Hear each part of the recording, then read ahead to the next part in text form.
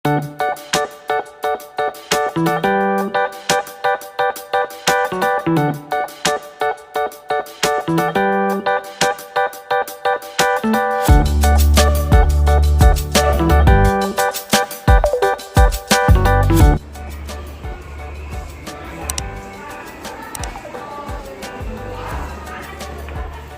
Bu.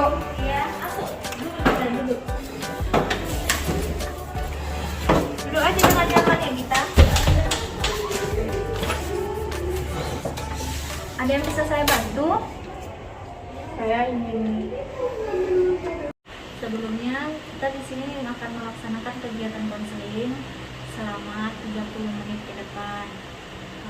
Kira-kira selama 30 menit ini Ibu berharap kita dapat memanfaatkan waktu dengan sebaik-baiknya untuk menyelesaikan masalah yang kita hadapin. Bantu kita. saya disuruh Pak Fatwa ke sini untuk menemui Ibu. Oh, suruh Pak Fatwa. Iya, Bu. Sebelumnya siapa yang masuk di kelas, Nak? Barusan kamu mata pelajaran bahasa Inggris. Udah permisi sama gurunya? Sudah, Bu. Sudah. Sudah. Dan diberikan izin? Berikan, Bu. Oke, letak dulu tasnya. Letak dulu di bawah. Relax aja ya. Ibu.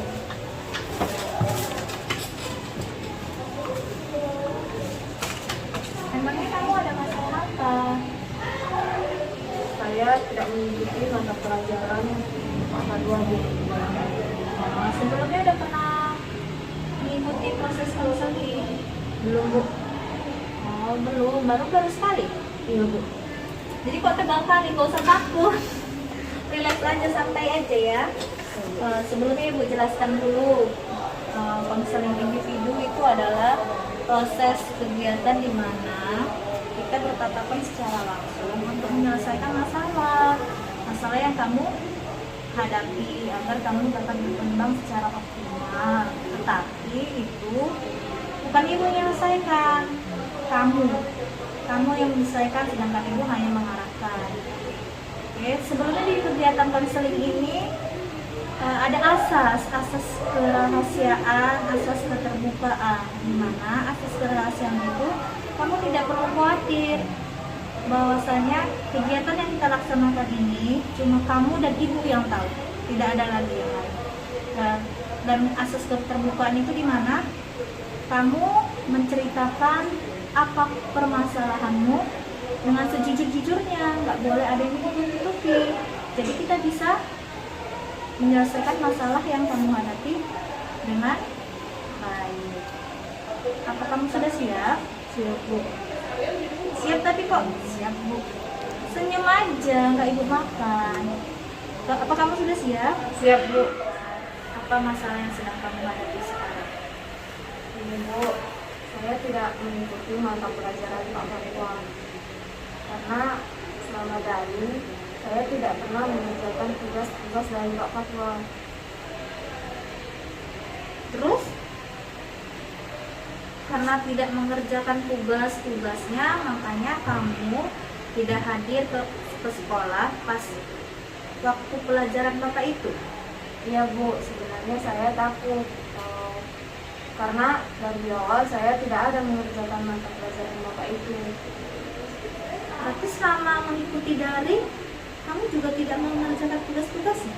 Tidak, Bu, karena saya membantu orang tua saya membela adik saya, Bu.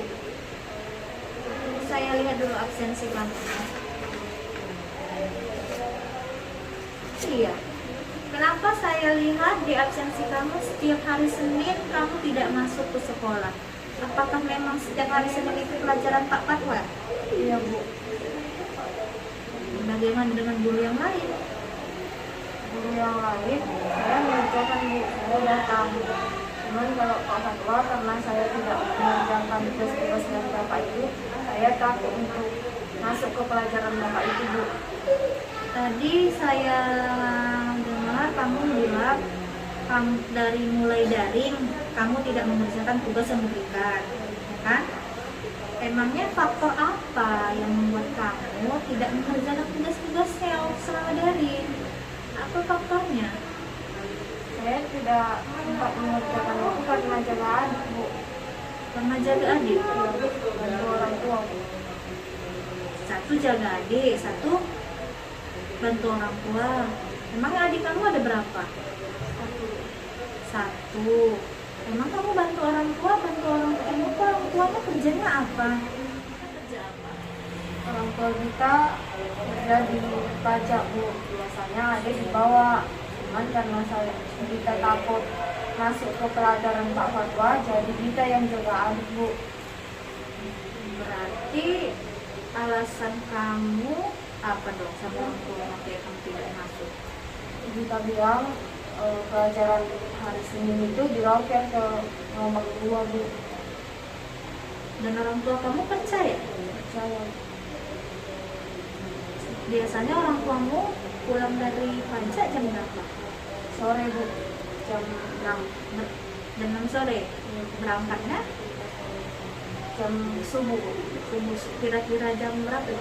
Habis ajar atau sebelum ajar itu? Jam 5 gitu. Jam 5. Iya. Kira-kira tujuan yang perubahan yang lebih baik itu apa? Kita ingin menyelesaikan semua tugas-tugas Pak Fatwa, Bu, dan bisa kembali masuk ke pelajaran Pak Fatwa.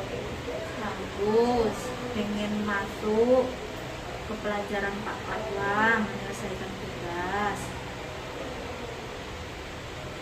Kira-kira solusinya bagaimana? Kita minta waktu ke Pak Fatwa buat mengerjakan semua mata pelajarannya dan tugas-tugasnya. Minta waktu untuk Menyiapkan semua tugas-tugas dan catatan. kira-kira berapa lama waktu yang mau kamu minta sama Bapak itu? Kira-kira 1 minggu kita udah siapkan semua. 1 minggu cukup, yakin? Cukup. Selain itu apa lagi solusinya biar kamu bisa masuk di pelajaran Bapak itu? Selain kamu berjanji tadi menyelesaikan tugas dalam waktu 1 minggu, itu kata kita kan? Iya, Bu. Nah, selain itu solusinya apa kira-kira? Biar tidak mengulanginya. Solusinya apa lagi? Kita Tadi yang pertama kita bilang tadi kan solusinya yang pertama mengerjakan tugas-tugasnya, meminta waktu sama Pak Fatwa selama 1 minggu untuk menyelesaikan tugasnya, iya kan? ya, Bu. Baru solusi kedua, Kita akan minta maaf ke Pak Fatwa untuk selama ini karena tidak mengikuti mata pelajaran Bapak itu dan tidak mengumpulkan tugas-tugas Bapak itu. cuma minta maaf. Setelah minta maaf, Kita akan membuat surat perjanjian kepada Pak Fatwa. Jika kita mengulanginya lagi, kita akan tidak lulus ke mata pelajaran Pak Fatwa. itu solusi yang kedua. Solusi yang kedua meminta maaf dan berjanji tidak akan mengulanginya lagi dengan syarat akan mengikuti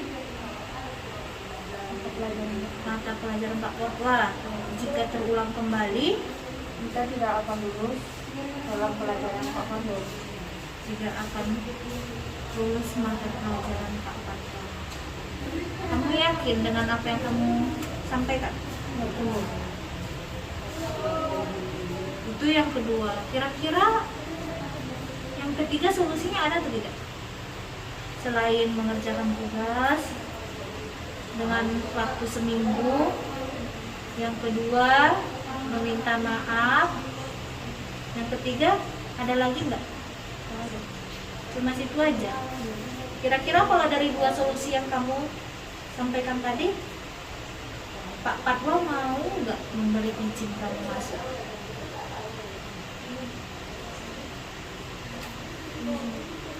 Izin. Kira-kira dari solusi yang kamu bilang tadi, Pak Fatwa memberikan kamu izin nggak untuk masuk? Mudah-mudahan diizinkan oleh Bapak itu.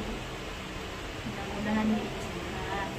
Ini dalam proses konseling kita ini kita akan menggunakan teknik kontrak tingkah laku, di mana kita nanti membuat contoh seperti ini, kontrak tingkah laku, di mana kita buat perjanjian bahwa akan melakukan apa, kemudian usaha apa yang dianggap berhasil, terus jika berhasil kita mau apa.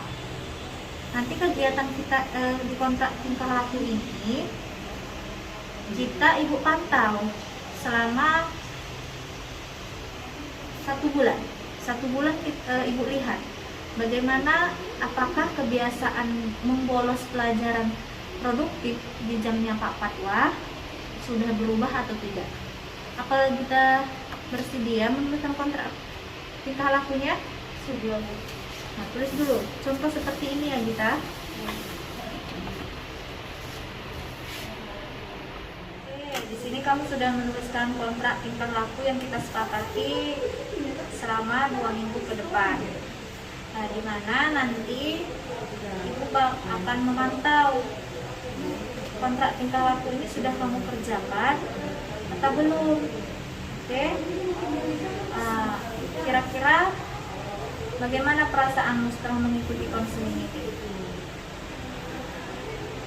Jadi membaik, Bu, karena jika nggak ada ini kita pastinya nggak bakal masuk.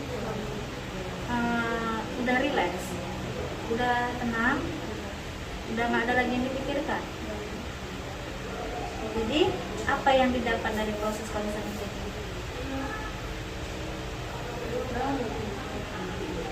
Terima kasih sama kita udah mau datang ke ruangan ibu untuk menceritakan permasalahan yang kita alami, walaupun kita datang karena memang disuruh oleh Pak Patwa. Jadi untuk yang kedua, kita datang tanpa ibu minta ya. Kita udah punya kesepakatan bahwa misalnya minggu depan kita datang di hari sesuai dengan yang ibu bilang tadi. Kita kalau ada waktu pas saat gurunya tidak masuk, kita jumpain ibu kembali. Oke? Berhubung waktunya juga udah selesai, udah 30 menit, kita akhiri saja ya kegiatan konseling kita pada hari ini. Sebelum kita akhiri, ibu minta kita sama-sama berdoa agar kegiatan hari ini dapat bermanfaat. Doa dimulai, doa selesai. Terima kasih ya Gita ya. Hati-hati ya. Masuk ke lanjutannya. Jadi dari proses konseling yang kita lakukan, apalah yang udah bisa kita dapat? Kita lagi nyoba aja sekarang, Bu, lagi relax, udah nggak lagi kepikiran. Tidak ada kepikiran untuk tidak mengikuti pelajaran Pak Patwa lagi ya. Berarti kira-kira kapan lagi kita ada waktu biar kita lakukan proses konseling berikutnya? Minggu depan. Hari Senin kan pelajaran Pak Patwa. Nanti kalau nggak masuk lagi, Jadi pelajaran guru yang kita berarti gini aja, izin dulu sama gurunya, yang misalnya gurunya tidak hadir, kita datang lagi ke sini biar kita mengadakan konseling di tahap selanjutnya, pengevaluasian dari kontrak tingkah laku yang sudah kita tuliskan. Sebelum kita akhiri,